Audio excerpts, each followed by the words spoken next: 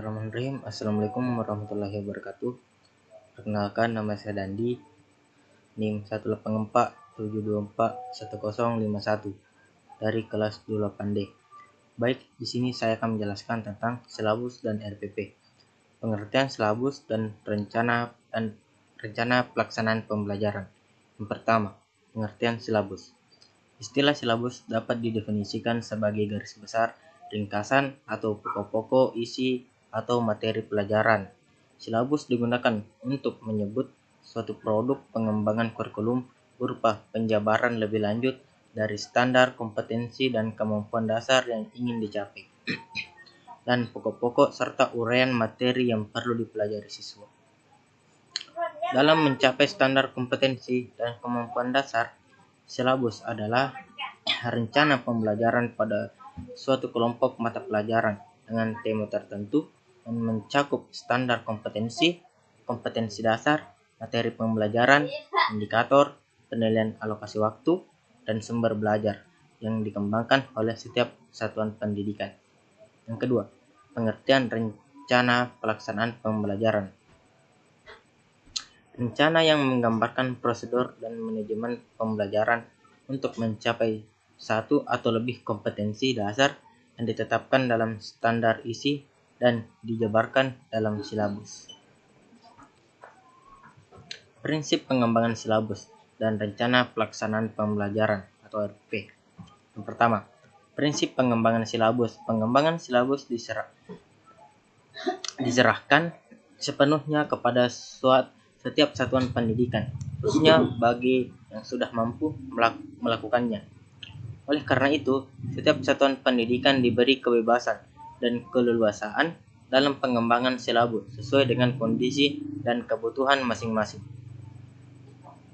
Agar pengembangan silabus yang dilakukan oleh setiap satuan pendidikan tetap berada dalam bingkai pengembangan kurikulum nasional, maka perlu memperhatikan prinsip-prinsip pengembangan silabus yang meliputi: pertama, ilmiah.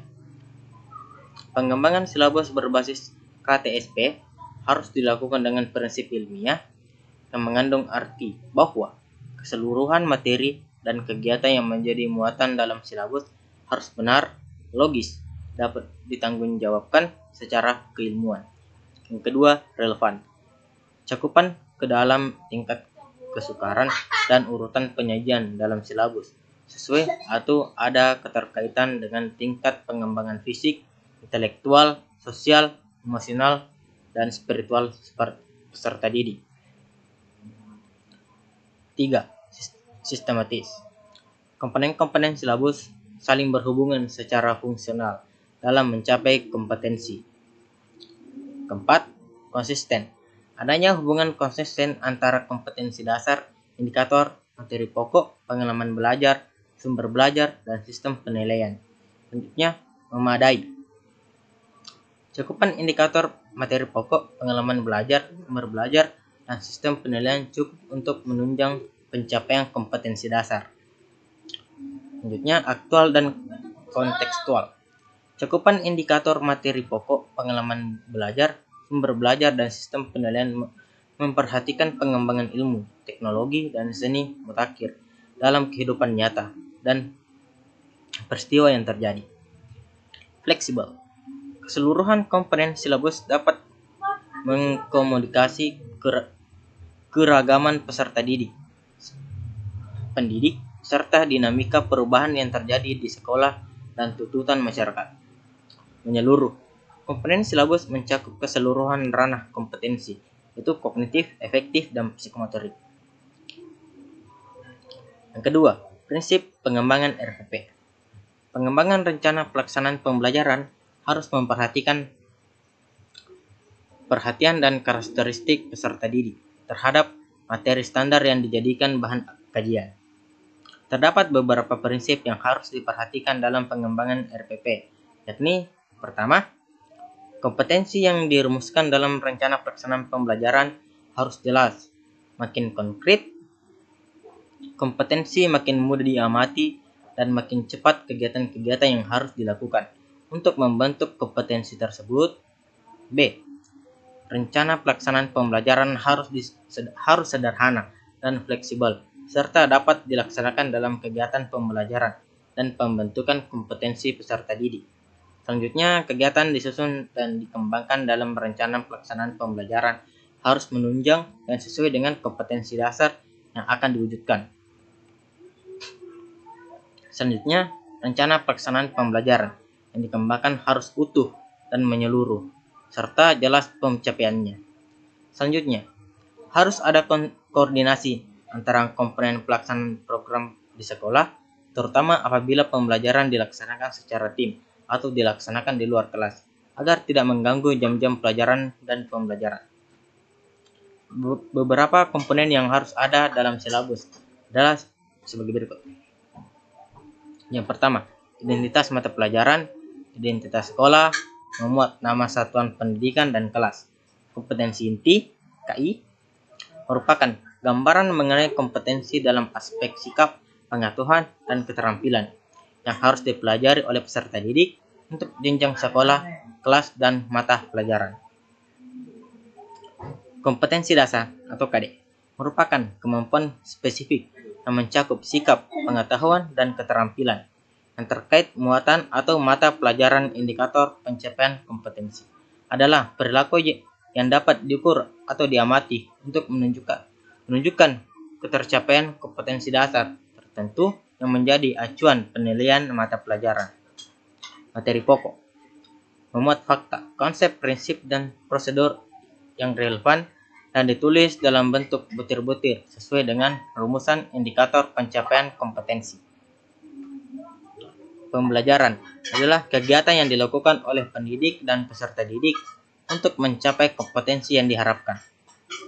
Penilaian merupakan proses pengumpulan dan pengolahan informasi untuk menentukan pencapaian hasil belajar peserta didik, alokasi waktu sesuai dengan jumlah jam pembelajaran dalam struktur kurikulum untuk salah satu semester atau satu tahun.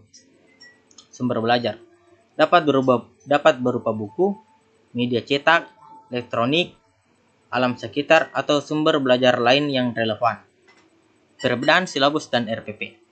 Dalam silabus untuk menyebut suatu produk pengembangan kurikulum berupa penjabaran lebih lanjut dari standar kompetensi dan kompetensi dasar yang ingin dicapai dan pokok-pokok peserta serta uraian materi yang perlu dipelajari siswa dalam mencapai standar kompetensi dan kompetensi dasar.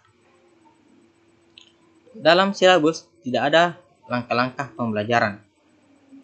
Silabus dibuat untuk satu semester. RPP yang menggambarkan prosedur dan pengembangan pembelajaran untuk mencapai suatu atau lebih kompetensi dasar yang ditetapkan dalam standar isi dan dijabarkan dalam isi silabus.